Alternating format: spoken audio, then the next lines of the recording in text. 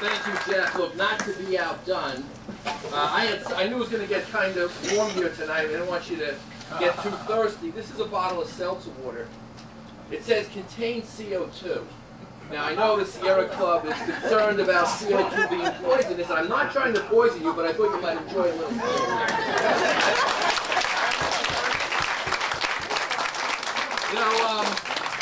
Folks, Disney World. What an iconic monument to American exceptionalism.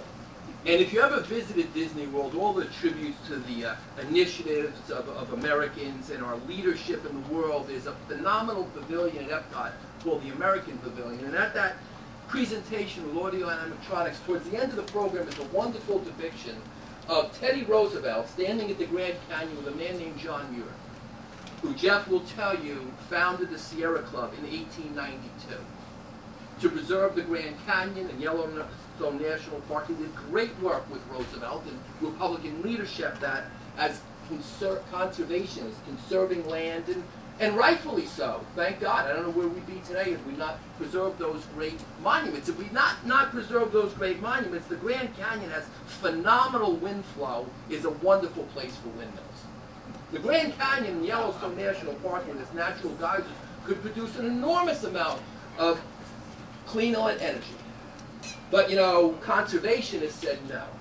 In fact, the Sierra Club itself has been rather ruptured by this over the past 100 years. And in fact, not too long ago, there was a big split between the Maryland chapter of the Sierra Club and the West Virginia chapter when there was a proposal to build some 200 windmills, which required clearing over 200 acres of forestry for each of those windmills. It ended up being something like 40,000 acres of forestry denuded for clean energy, causing those clubs, those Sierra Clubs, actually leave the National Sierra Club.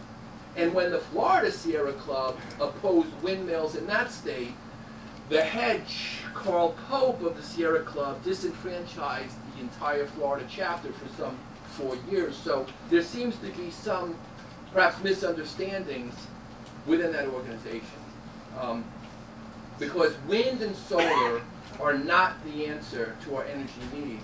It's improving America's great initiatives and new technologies and doing even better with fossil fuels. And we've seen that happen over the years.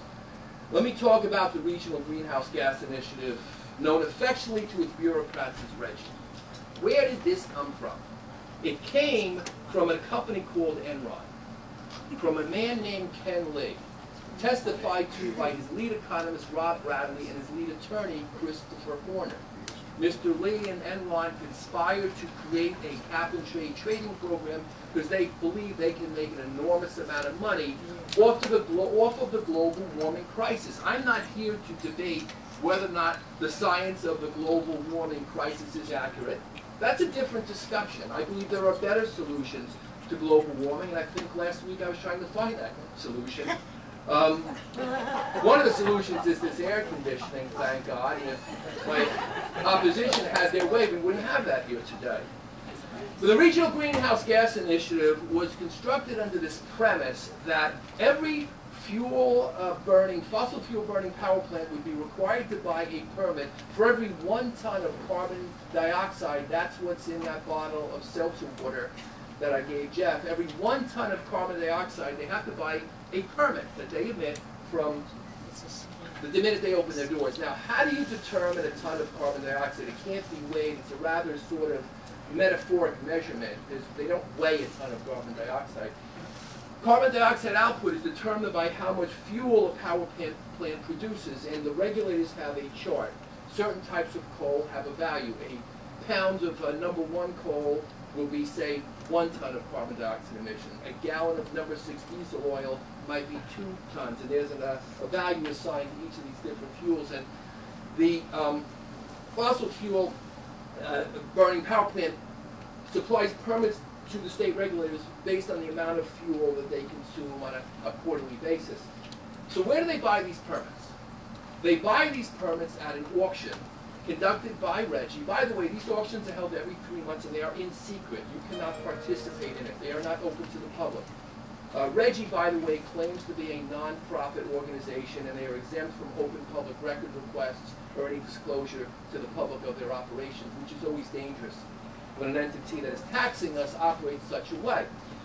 The power plants go into these auctions and they buy these permits which are issued by the RGGI bureaucracy, and it's determined how much credit each state gets. In other words, states, the 10 operating states have a prorated portion of these permits that are sold that they receive the value of from the auction.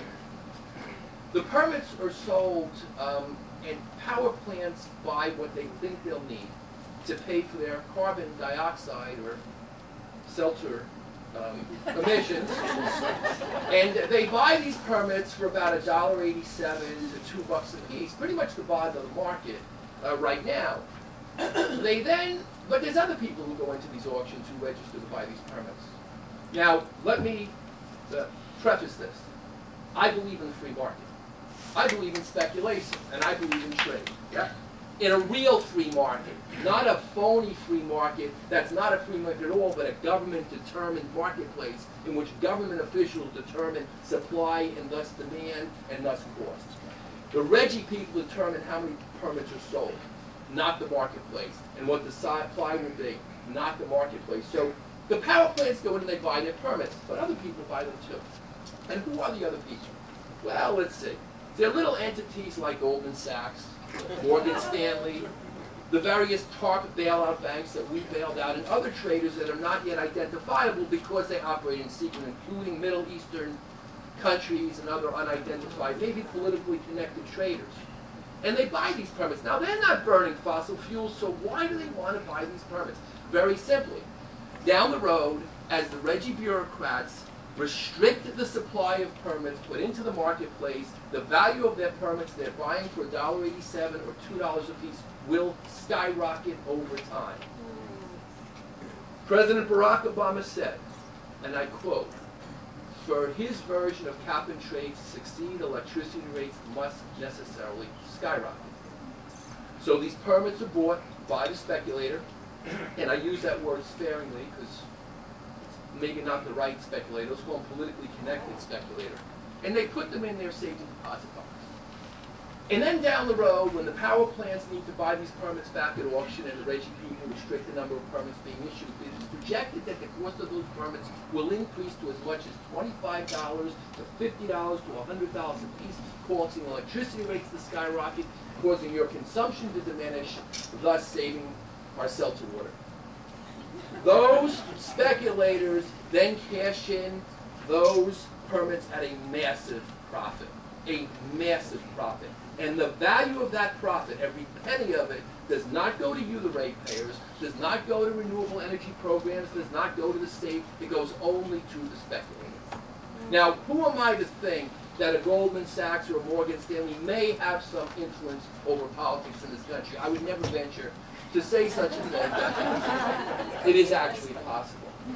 The Regional Greenhouse Gas Initiative Program is supposed to reduce carbon dioxide, and for that expense we're going to pay enormous electricity rates because the cost of those permits gets passed directly to you, the ratepayer, in your electricity bill and can be adjusted accordingly every quarter. There is no rate, no cap on the passing through of the cost of those permits to ratepayers. But is it going to succeed? Well, according to the RGGI shareholder meeting held on November 5th, 2010, in a report by their own officials and their own consultants, RGGI now says they made a monumental miscalculation and they expect to have no impact on carbon dioxide emissions until about the year 2031.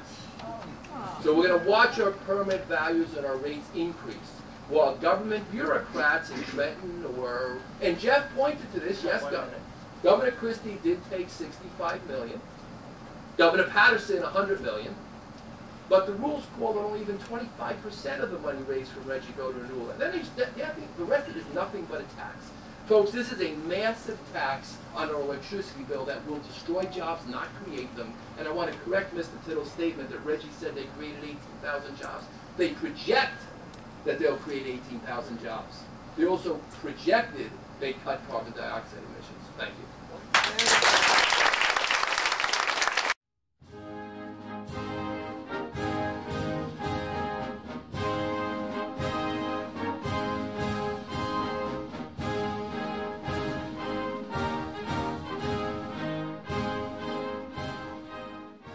Who hell do you think you are? Move it a little bit to the right.